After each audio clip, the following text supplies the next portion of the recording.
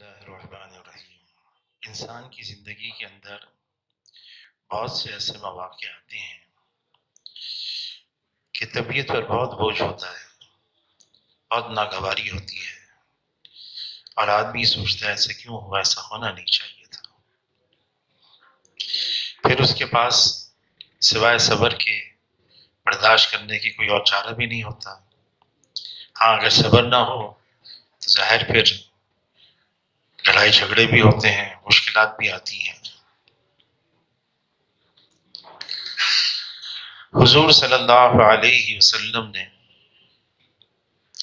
صحابہ اکرام کی اس اعتبار سے بھی تربیت فرمائی، ناگواری، طبیعت کے خلاف۔ ایک صحابی فرماتے ہیں، ہم نے خیروں کی خیر کو ناگواری میں پایا ہے۔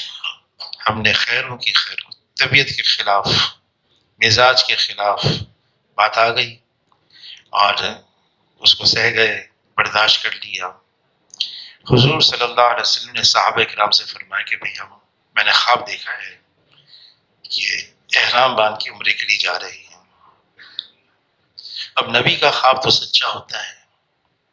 صحابہ کرام سمجھ گئے ہمیں جانا ہے عمرے کے لیے۔ ایک مجمع تیار ہو گیا حضور صلی اللہ علیہ وسلم کے ساتھ، اور عمرے کے لیے ساتھ میں انہوں نے اپنے جانور بھی لیے۔ اب عمرے میں جانور تو نہیں لے کے جاتے، لیکن منشاء اللہ کی اپنے ساتھ جانور بھی لیے انہوں نے، اور حدیبیہ تک پہنچ گئے۔ مکہ مکرمہ کے قریب پڑاؤ ڈال دیا اور انہوں نے روک لیا، مکہ والوں نے، مشرکین مکہ نے۔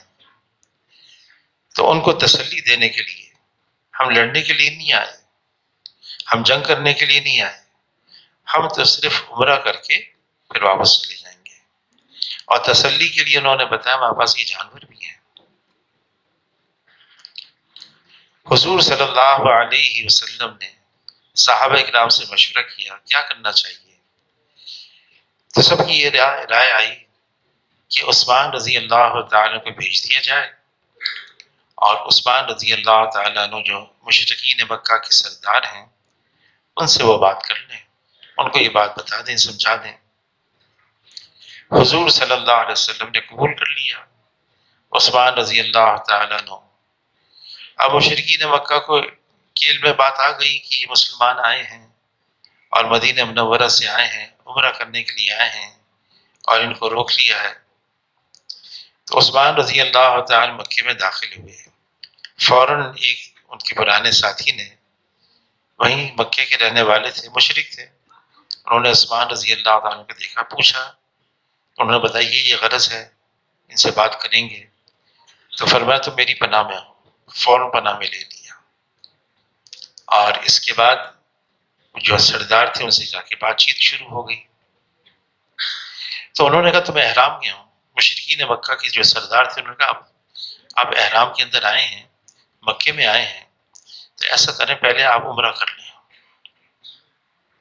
اس پر عثمان رضی اللہ تعالیٰ نے فرمایا کہ حضور صلی اللہ علیہ وسلم اور میرے ساتھی تو روکے جائیں اور میں ان کے بغیر ہی عمرہ کر لوں، یہ کیسے ہو سکتا ہے؟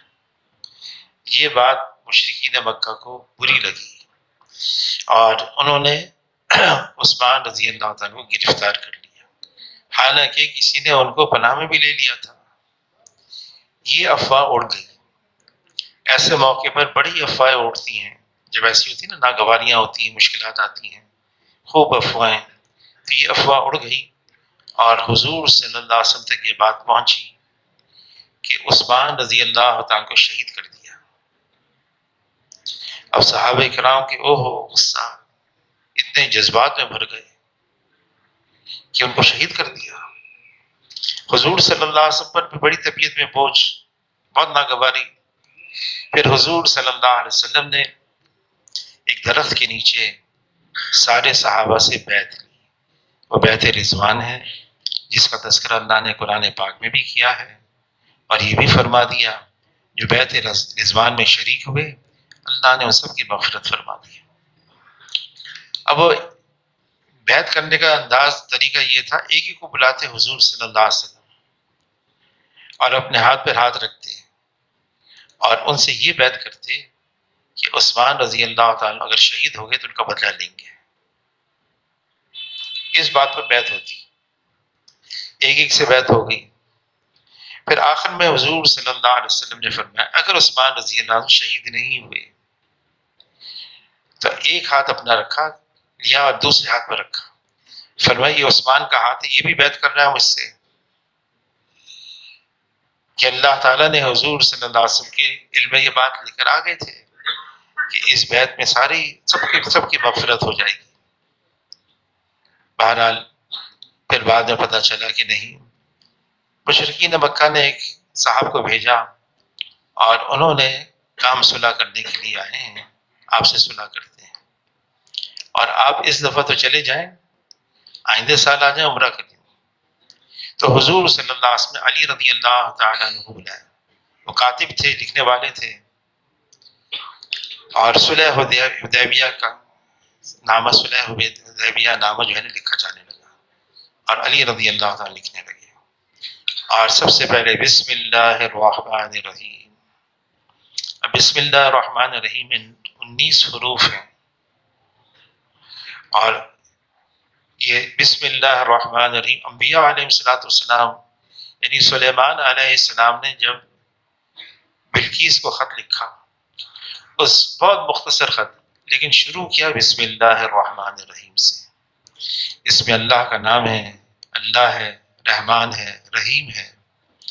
اور حاجی صاحب تو فرما رہے تھے یہ اتنا بابرکت ہے بسم اللہ الرحمن الرحیم کہ پتہ نہیں کتنے گناہ تو اس سے صرف پڑھنے سے معاف ہو جاتے ہیں. آدمی صرف پڑھتا ہے نا بسم اللہ الرحمن، کتنے گناہ تو اس سے معاف ہو جاتے ہیں.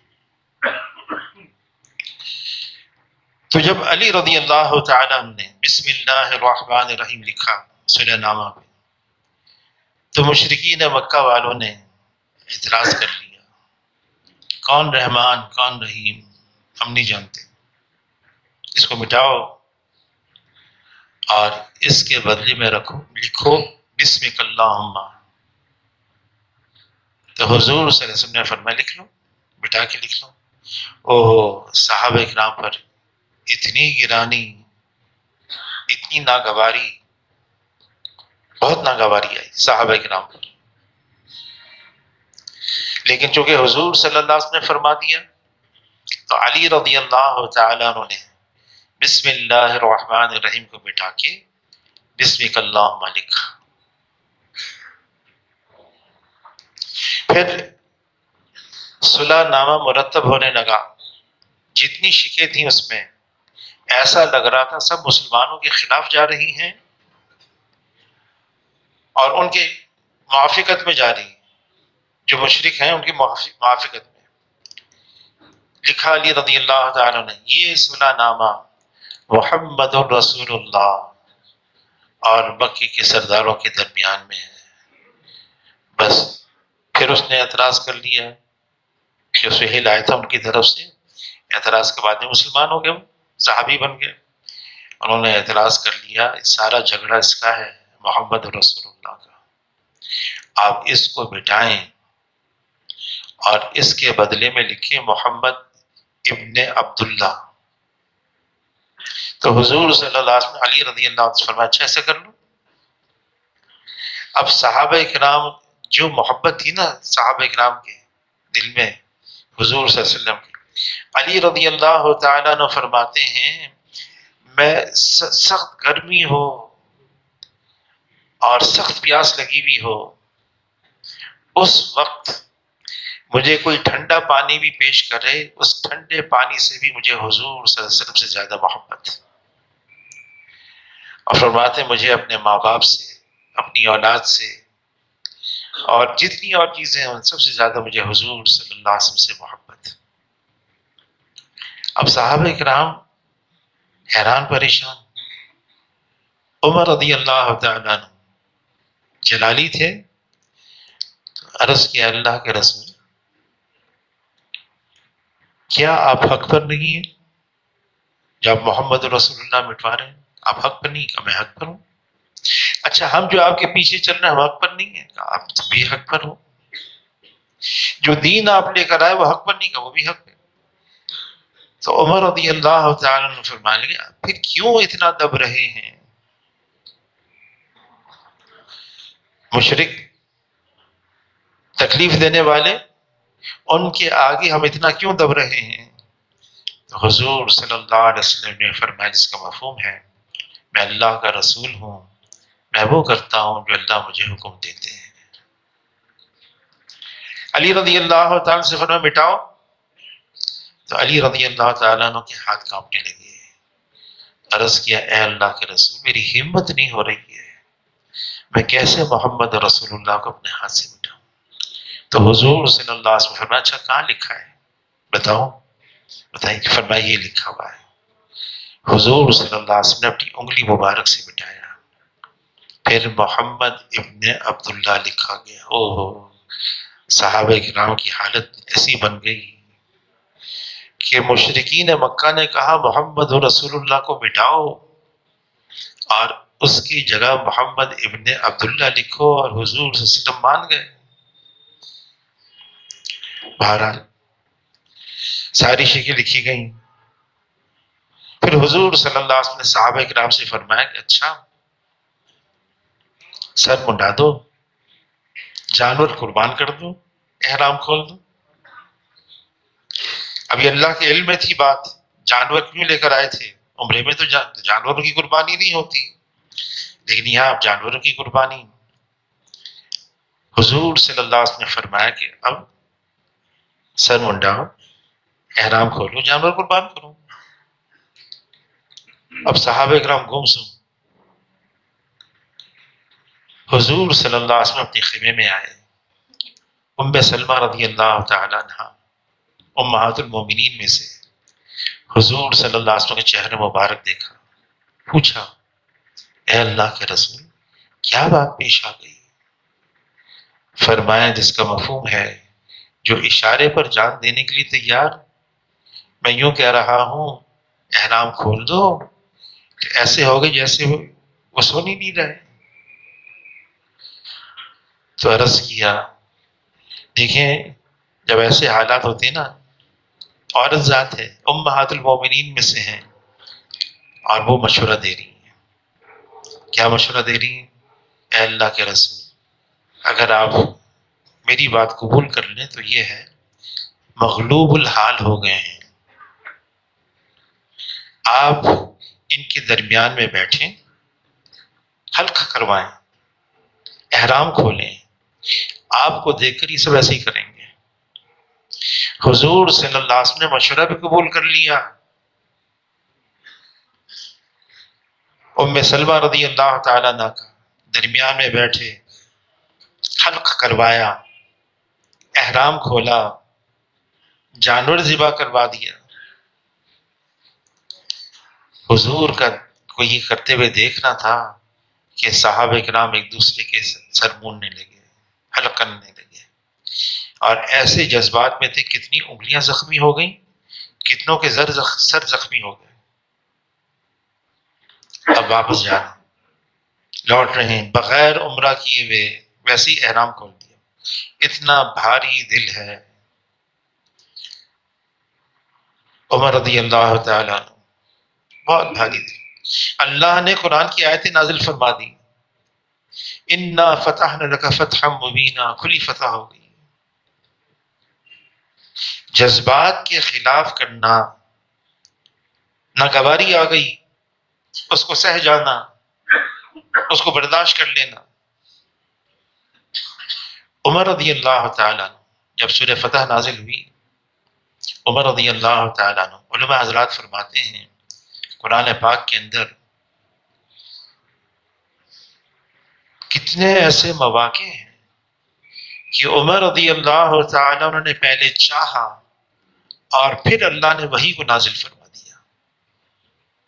عمر رضی اللہ تعالیٰ چاہ رہے ہیں اور اسی کے مطابق اللہ وحی کو بعد میں نازل فرما رہے ہیں۔ کتنے ایسے مواقع۔ اس موقع پر عمر رضی اللہ تعالیٰ عنہ فرمانے لگے جب اللہ نے فرما دیا کھلی فتح ہو گئی تو مجھے سمجھ میں نہیں آیا، ہم تو سب کچھ گنوا کر آ گئے، ہم تو ہار کر آ گئے، اور اللہ تعالیٰ فرما رہے فتح ہوگی، کھلی فتح ہو گئی، فتح مبین ہو گئی۔ لیکن عمر رضی اللہ تعالیٰ عنہ فرماتے ہیں زیادہ وقت نہیں گزرا، مجھے پتہ چل گیا وہ کھلی فتح کیا تھی، کہ کتنے مارکے ہوئے اس سے پہلے، غزوات ہوئے۔ فرمایا 18 سال میں اتنے مسلمان نہیں ہوئے جو صلح حدیبیہ کے بعد مسلمان ہو گئے تھے۔ اور کون کون مسلمان ہوئے؟ خالد بن ولید رضی اللہ تعالیٰ، عمر ابن عاص رضی اللہ تعالیٰ، ابو ہریرہ رضی اللہ تعالیٰ، یہ بڑے بڑے اکابر صحابہ بننے بعد میں۔ اور فرمایا کہ اتنی بڑی تعداد مسلم، پھر فرماتے ہیں کہ جو فتح مکہ ہے وہ بھی صلح حدیبیہ کا نتیجہ ہے۔ فتح مکہ تو فتح عالم تھا، کیا ہوا؟ جذبات کی قربانی۔ دنیا کی زندگی یہ ناقص ہے، نامکمل ہے، جنت کی زندگی کامل اور مکمل ہے۔ یہاں بہت ساری ناگواریاں آئیں گی، طبیعت کے خلاف باتیں اٹھیں گی، مزاج کے خلاف باتیں آئیں گی، ان کو سہ جانا، ان کو برداشت کر لینا۔ اور اس لیے برداشت کرنا، ہم نہیں جانتے اس ناگواری کے اندر اللہ نے کیا چیز چھپا کے رکھی ہے۔ مولانا الیاس صاحب رحمۃ اللہ علیہ کے ملفوظات میں ہیں کہ پھسوڑے آتے ہیں، مشکلات آتی ہیں دہشت کے دہانے کھلوانے کے لیے، اللہ سے دلوانے کے لیے۔ یہ کبھی کبھی ایسی باتیں آ جاتی ہیں، ناگواری۔ آدمی چاہتا ہے ایسا ہو جائے، نہیں ہوتا۔ آدمی چاہتا ہے ایسا نہ ہو جاتا ہے۔ علی رضی اللہ تعالیٰ عنہ فرماتے ہیں میں نے اللہ کو کیسے پہچانا؟ عزم کر لیا، ارادہ کر لیا ایسا ہو جائے، حالات بھی سازگار ہیں، ایسے ہی ہوگا، لیکن آگے چل کر بالکل اس کی الٹ ہو گیا۔ میں نے اپنے ارادوں کے ٹوٹنے سے یہ جان لیا کوئی ہے جس کا ارادہ میرے ارادے پر غالب ہے۔ اللہ کے علاوہ کوئی ہستی نہیں جو اللہ کے حکم کے بغیر یہاں کچھ کر سکے۔ یہاں جو کچھ ہے اللہ کی طرف سے ہے، خیر بھی اللہ کی طرف سے ہے، شر بھی اللہ کی طرف سے ہے۔ عمر رضی اللہ تعالیٰ عنہ مجمع کے سامنے یہ بات کر رہے تھے، ایک یہودی تھا، یہودی کھڑا ہو گیا، کہنے لگا خیر تو اللہ کی طرف سے، شر اللہ کی طرف سے نہیں۔ تو عمر رضی اللہ تعالیٰ عنہ فرمانے لگے کیا دو خدا ہیں؟ خیر کا الگ، شر کا الگ؟ اس کو ایمان کا حصہ بنا دیا، والقدر خیرہ وشرہ من اللہ تعالی، اس کو ایمان کا ایک حصہ بنا دیا۔ کبھی کبھی بہت مشکلات آتی ہیں، اور کبھی مشکلات جو آتی ہیں مشکل بڑی ہوتی ہے، کبھی مشکل چھوٹی ہوتی ہے، کبھی ناگواری ہوتی ہے، کبھی تکلیف ہوتی ہے، کبھی کوئی چیز ہو جاتی ہے۔ ایسے موقع پر حضور صلی اللہ علیہ وسلم نے امت کو یہ سبق دیا ہے کہ آدمی برداشت کرے، صبر کرے، اللہ سے اچھی امید باندھے، اللہ سے اچھی امید باندھے، مایوسی نہیں، نا امیدی نہیں کہ آدمی حوصلہ چھوڑ دے، ہمت ہار جائے، نہیں، یہ اللہ کی طرف سے ہے۔ اور اللہ تعالیٰ کلام پاک میں فرماتے ہیں ان مع العسر یسرا، ان مع العسر یسرا، ہر تنگی کے بعد آسانی ہے، ہر تنگی کے بعد آسانی ہے۔ حضور صلی اللہ علیہ وسلم ایک صحابی سے فرماتے ہیں کوئی تکلیف پہنچے نا، یہ نہ کہنا میری تدبیر نے کام نہ دیا، کوئی فائدہ پہنچے یہ نہ کہنا میری تدبیر نے کام دے دیا۔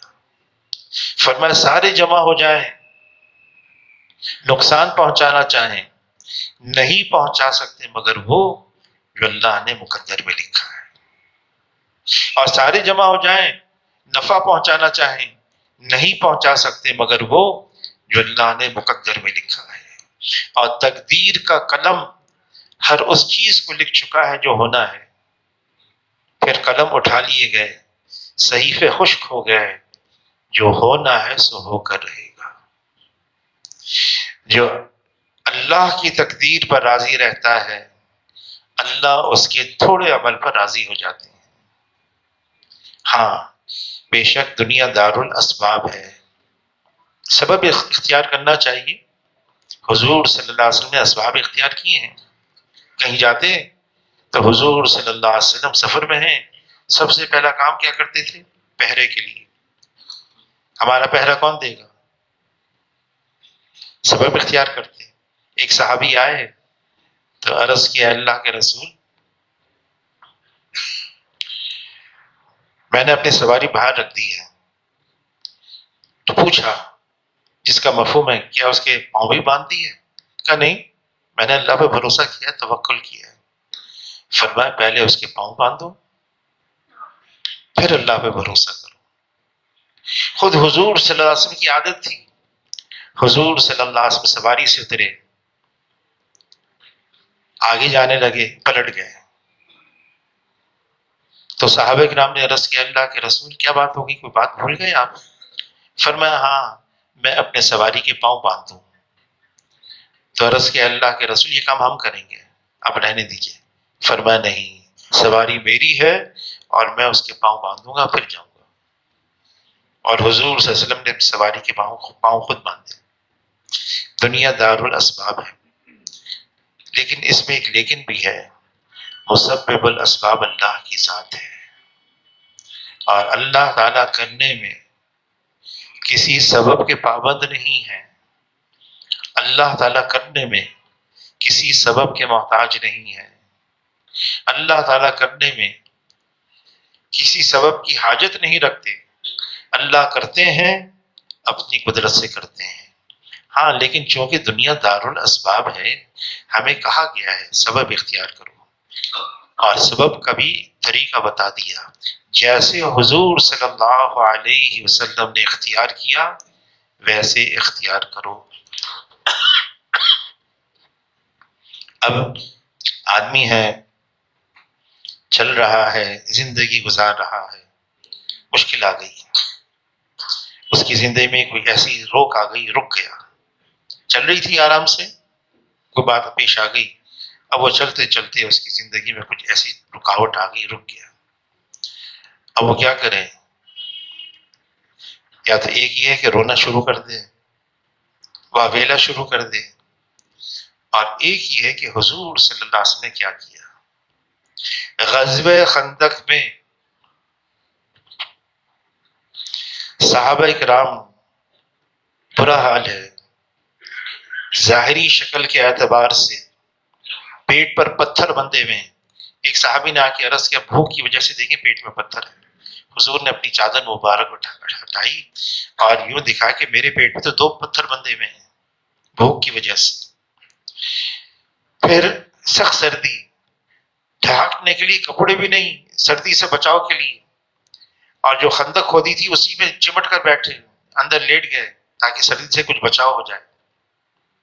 ایک چٹان آ گئی، خندق کھودتے اب وہ ٹوٹ نہیں رہی ہے، حضور سے درخواست تھی کہ کیا کریں، تو حضور صلی اللہ علیہ وسلم تشریف لائے، کھدان لیا، خود اپنے دست مبارک سے زور سے مارا، چنگاری اڑی، اور حضور نے خوشخبری دے دی اپنے صحابہ کو، یمن فتح ہو گیا، پھر ماری، کسرا فتح ہو گیا، پھر ماری، کیسر فتح ہو گیا۔ منافقین کہنے لگے پیٹ پر تو پتھر بندھے ہوئے ہیں اور یمن بھی فتح ہو گیا، کیسر بھی فتح ہو گیا، کسرا بھی فتح ہو گیا، لیکن صحابہ اکرام کو یقین تھا۔ مشکل حالات کے اندر حوصلہ دلایا، اچھے وقت کا انتظار کرو، اچھے وقت کا انتظار کرنا یہ بہترین عبادتوں میں سے ایک عبادت ہے۔ اچھے وقت کا انتظار کرنا۔ اللہ کو مایوسی پسند نہیں، نا امیدی پسند نہیں، حوصلہ ہار جائے، ہمت کھو بیٹھے، یہ باتیں اللہ کو پسند نہیں۔ حاجی صاحب کے پاس ایک صاحب آئے، حاجی عبدالوہاب صاحب کے پاس، بہت ہاری بھی باتیں کر رہے تھے، باتیں کر کے چلے گئے۔ حاجی صاحب مجھ سے فرمانے لگے، چھوٹی میری بہت پہلے کی بات ہے، عمر بھی چھوٹی تھی، تو انگریزی میں فرمانے لگے، یہ شخص تو پیسیمسٹک ہے، یعنی یہ اس کو صرف نا امیدی یا نا امیدی نظر آتی ہے یہ، اور اس کا جو اس کا اپوزٹ ہے، اس کا جو مخالف ہے پیسیمسٹک ہے، وہ آپٹیمسٹک ہے کہ پر امید رہے، اللہ سے اچھی امید باندھ کر رکھے۔ فرمائے کہ اللہ سے تو اچھی امید باندھ کر رکھنی چاہیے۔ مسلمان کبھی ہمت نہیں ہارتا ہے، مسلمان کبھی ہمت نہیں ہارتا ہے۔ ہاں، اگر نفس اور شیطان بھی اس کو گرا دیں تب بھی وہ ہمت نہیں ہارتا ہے، پھر اٹھتا ہے۔ نفس اور شیطان تمہارے دشمن ہے، نفس تو پہلو کے اندر ہے، ہمارے جسم کے اندر ہے، وہی ابھارتا ہے، نفس امارہ وہ اللہ کے خلاف گناہوں پر ابھارتا ہے، شہوت پر، نافرمانی پر، اور پھر مسلمان ہمت نہیں ہارتا ہے۔ ہو گیا، کوئی بات نہیں، اللہ کے سامنے توبہ کریں گے، اللہ کے سامنے استغفار کریں گے، اور اپنی زندگی بدلنے کا عزم کریں گے۔ پھر شیطان کھلا دشمن ہے، یہاں تک کہ حضور صلی اللہ علیہ وسلم فرماتے ہیں شیطان اس کو وہ قوت دے دی اللہ نے، انسان کے جسم کے اندر جیسے خون دوڑتا ہے ایسے شیطان بھی دوڑ سکتا ہے، لیکن ہمت نہیں آتی۔ اگر وہ ہمیں گرا بھی دے، اگر ہمیں کسی چیز پر وہ بھار بھی دے، توبہ کریں گے، پھر رجوع کریں گے، پھر اللہ سے معافی مانگیں گے۔ امام احمد بن حنبل رحمۃ اللہ علیہ، آخری وقت ہے، کچھ غشی سی ہوئی، ابھی نہیں، ابھی نہیں، ابھی نہیں، کچھ ہوش آیا تو صاحبزادے پوچھنے لگے، ابا جان کیا بات تھی؟ آپ یوں کہہ رہے تھے ابھی نہیں، ابھی نہیں۔ فرمان کے شیطان آئے میرے پاس، کہنے لگا احمد بچ گئے؟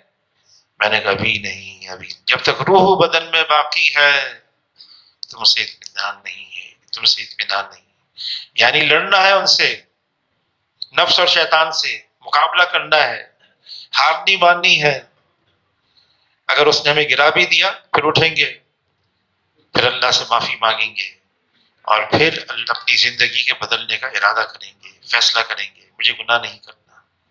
کسی نے کہا بازا بازا ہرا چے ہستی بازا، گر کافرو گبرو بت پرستی بازا، باز آ جاؤ، تم نے ہزاروں دفعہ گناہ کر دی ہیں، گناہوں کی زندگی گزارو پھر بھی باز آ جاؤ، تم جو ہو، جو مرضی ہو، انتہائی گندے انسان ہو، گناہ گار ہو، پھر بھی باز آ جاؤ۔ این درگہ ماں درگہ نومیدی نیست، اللہ کا دربار ایسا ہے جہاں نومیدی نہیں ہے۔ گر صد بار توبہ شکستی بازا، اگر تم کہتے ہو تم نے 100 دفعہ توبہ کر کے اس کو بھی توڑ دیا، 100 دفعہ توبہ کی اور ہر دفعہ توبہ توڑ دی، پھر توبہ کرو۔ اللہ کے دربار میں نا امیدی تو ہے ہی نہیں۔ حدیث پاک کا مفہوم ہے، جب رات ہوتی ہے، رات اللہ تعالیٰ رحمت کے ہاتھوں کو پھیلاتے ہیں، خود اعلان فرماتے ہیں اے دن بھر کے گنہگار مجھ سے معافی مانگ لے، توبہ کر لے، میں تجھے معاف کر دوں گا۔ پھر جب صبح ہوتی ہے پھر اللہ اپنی رحمت کے ہاتھوں کو پھیلاتے ہیں اے رات بھر کے گنہگار مجھ سے معافی مانگ لے، توبہ کر لے، میں تیری توبہ قبول کر لوں گا۔ ہم خود سوچیں ہم کتنے گنہگار ہیں، لیکن اللہ نے ہم سے کتنا پردہ رکھا ہوا ہم پر۔ کتنا پردہ رکھا، ایک دوسرے کے ساتھ مل رہے ہیں، بیٹھ رہے ہیں، ساتھ لگے ہوئے ہیں، پتہ ہی نہیں ہمیں، کچھ کسی کے بارے میں پتہ ہمیں نہیں.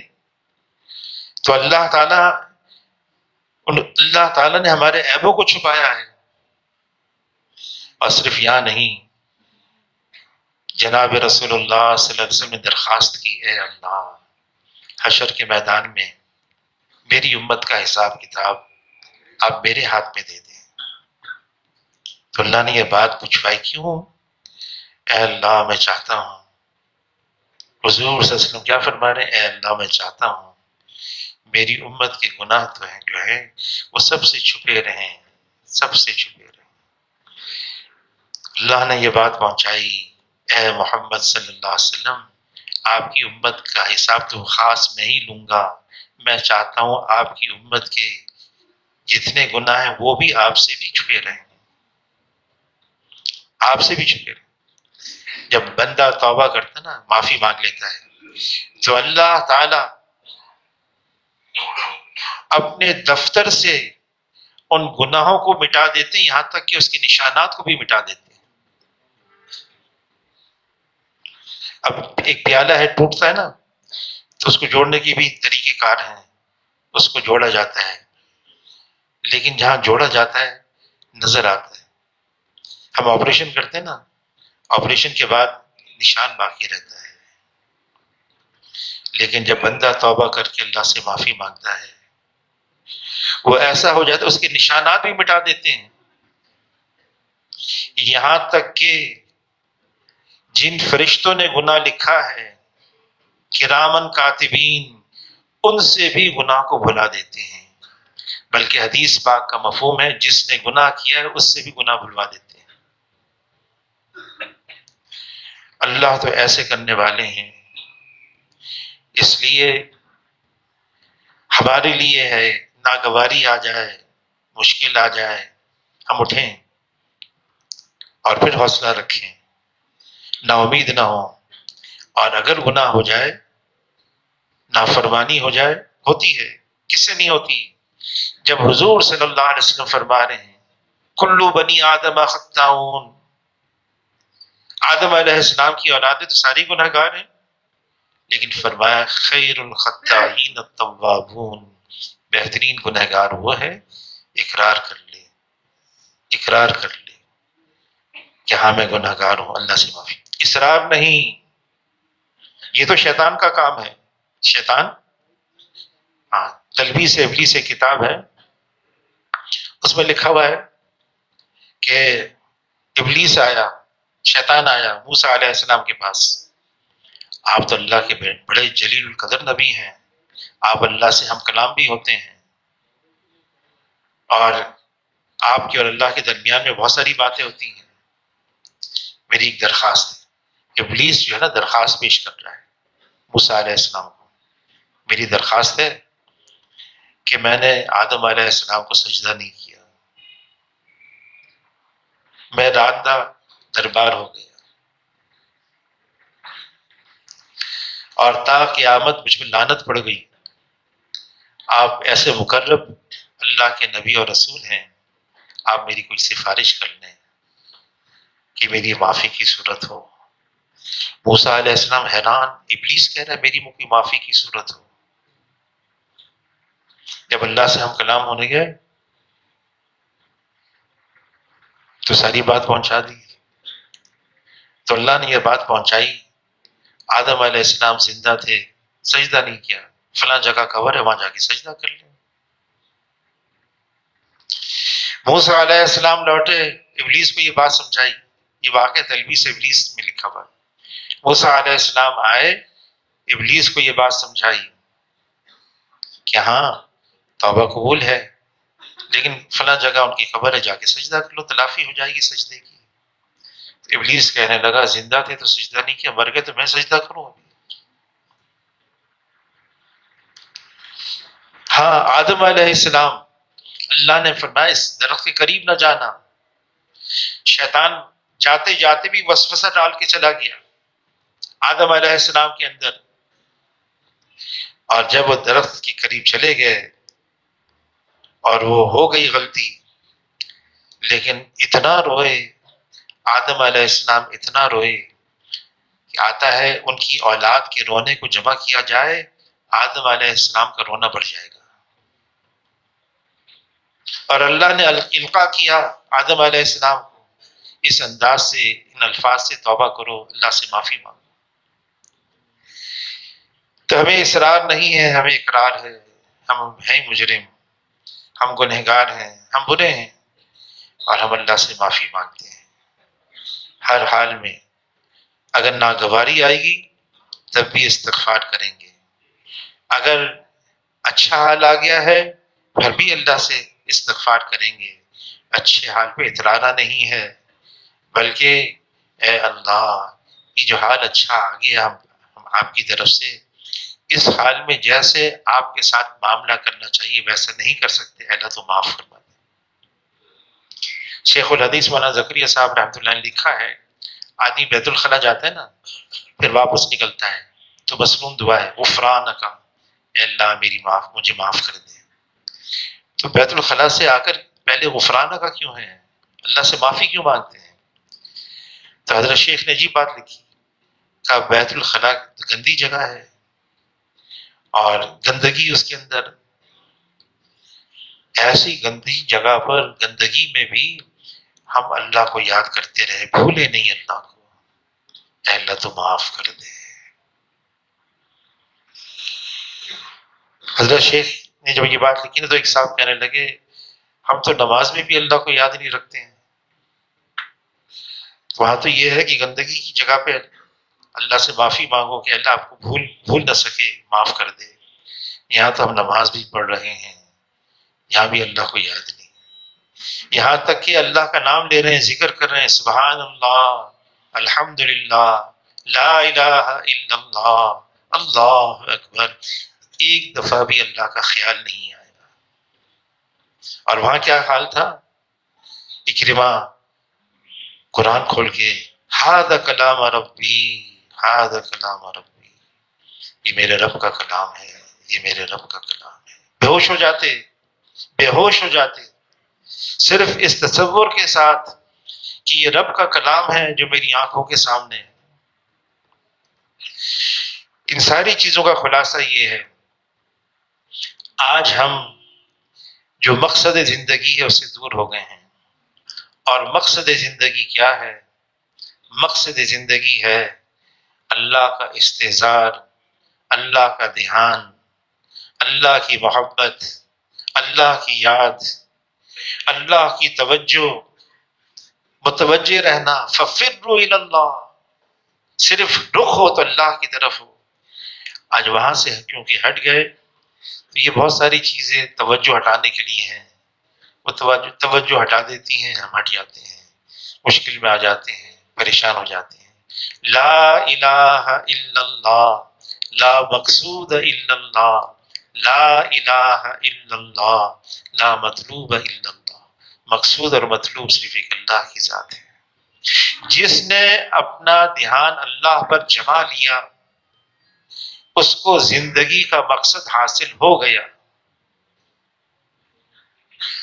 اور دھیان جمانے کے لیے ایک آدمی نماز پڑھ رہا ہے، یہ دلیل نہیں ہے کہ اس کا دھیان اللہ پر ہے. ایک شخص بزرگ تھے، دیکھا ایک آدمی بیت اللہ کا پردہ پکڑ کر یا رب یا رب فرمانے لگے، اس کا دل اللہ کی طرف متوجہ نہیں ہے. باہر نکلے، ایک دکان پر ایک آدمی دیکھا تجارت کر رہا ہے، فرمانے لگے اس کا دل اللہ کی طرف متوجہ ہے. وہ اور محنت ہے کہ دل ہمارا اللہ کی طرف متوجہ رہے. مفتی جناب الدین صاحب رحمۃ اللہ علیہ فرمانے لگے دل پر محنت کرنی ہوگی. اس دل کو اللہ کی طرف متوجہ کرنے کے لیے اللہ کے علاوہ کی چیزوں کو پہلے دل سے نکالنا ہوگا. فرمانے لگے ہم اور غیر باہم یکجا نہ ہوں گے، وہ ہوں گے تو ہم نہ ہوں گے، ہم ہوں گے تو وہ نہ ہوں گے. یا اللہ کے علاوہ ہوگا یا اللہ ہوں گے اس دل میں. یہ دل اللہ کی تجلی گاہ ہے، اس دل کو اللہ نے اپنے لیے بنایا ہے. حضور صلی اللہ علیہ وسلم فرماتے اس کا مفہوم انسان کے جسم میں گوشت کا لوتھڑا ہے، یہ صحیح ہو گیا سارا بدن صحیح ہے، یہ بگڑ گیا سارا بدن بگڑا ہوا ہے، اور یہ گوشت کا لوتھڑا انسان کا دل ہے۔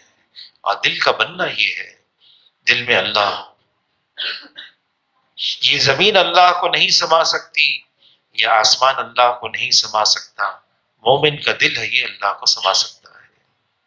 لیکن کس دل میں اللہ ہوں گے؟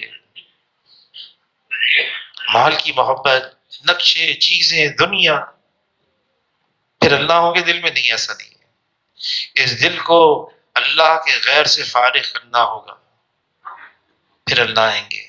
جب اللہ آ گئے دل مطمئن ہے۔ جس دل میں اللہ کی صفات نقش ہو گئی، یہ دل منور ہو گیا، یہ دل مطمئن ہو گیا، اس دل میں ہر طرح کا سکون آ گیا۔ اور جس دل میں اللہ کی صفات نقش نہیں ہوئی، اللہ کا استحضار نہیں آیا، یہ دل پریشانی رہے گا، پریشانی رہے گا۔ کسی نے حضرت تھانوی رحمۃ اللہ علیہ کے سامنے شعر پڑھا، کیا تجھ سے محبت ہو گئی، کیا تجھ سے ایک محبت ہو گئی، ساری دنیا سے نفرت ہو گئی، ہر تمنا دل سے رخصت ہو گئی، اب تو آجا اب تو خلوت ہو گئی۔ حضرت تھانوی نے اس شعر پر جو ہے اپنی خلافت دے دی۔ ہر تمنا دل سے رخصت ہو گئی، اب تو آجا اب تو خلوت ہو گئی۔ یہ دل اللہ کے غیر سے خالی ہو گیا، اللہ کے اغیار سے یہ دل پاک اور صاف ہو گیا ہر گندگی سے۔ پھر اللہ تعالیٰ جو ہر عیب سے پاک ہیں، اللہ میں کوئی کمی نہیں، کوئی کجی نہیں، کوئی خامی نہیں، پھر اس پاک دل میں اللہ آئیں گے۔ اللہ تعالیٰ ہم سب کو قبول فرما لے، اور اللہ ہم سب کے لیے آسانیاں فرما دے۔ دیکھیں مشکل ضرور ہے، ناممکن چیزیں نہیں ہیں۔